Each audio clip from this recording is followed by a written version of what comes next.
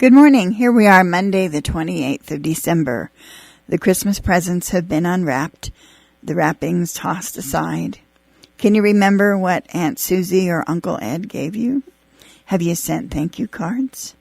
We're in the final week of our sermon series on being sent, delivering the gift of hope at Christmas. Our challenge this week is to remember that Jesus changes everything. Make sacred garments for Aaron that are glorious and beautiful. Glorious and beautiful. What wonderful words those are. In the book of Exodus, God is very specific about the details of worship for the wandering Hebrews. The instructions regarding the portable worship center have been established. And now God turns his attention to the leaders or priests who will guide the people in worship. The principle that the priest's sacred garments are to be glorious and beautiful guides every detail that follows. Because the God they were worshiping is glorious and beautiful, their clothing and behavior needed to follow. In our day of casual attire and worship, the distinguishing marks of a cleric or a pastor have been all but lost. Some would argue that this is a bad thing. Like the priest's garments in Exodus, the clerical collar or robe helps to set apart ministers and religious leaders. Others would argue that this set-apart stuff hinders the priesthood of all believers. I really can't say who's right. I've chosen the more casual way, not necessarily for theological reasons, but for comfort.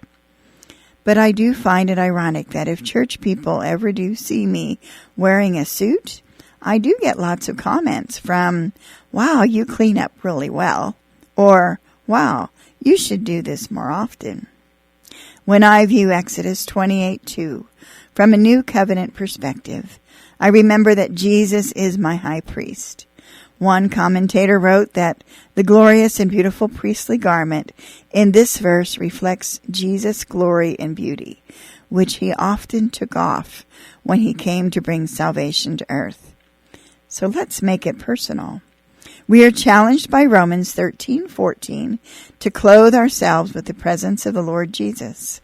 And in Galatians 3:27, Paul reminds us that all have been united with Christ in baptism and have put on Christ, like putting on new clothes. When we put on Christ, we put on God's glory and beauty. Any glory and beauty in our lives comes from the one who took off his glory and beauty so that he could rescue and heal this sin-sick planet. So I guess what I'm saying is any glory and beauty in our lives is because of Jesus' glory and beauty shining through our brokenness. Today and throughout this season of Advent, let God's glory and God's beauty shine in you. This is Pastor Lyn. Have a glorious and beautiful day.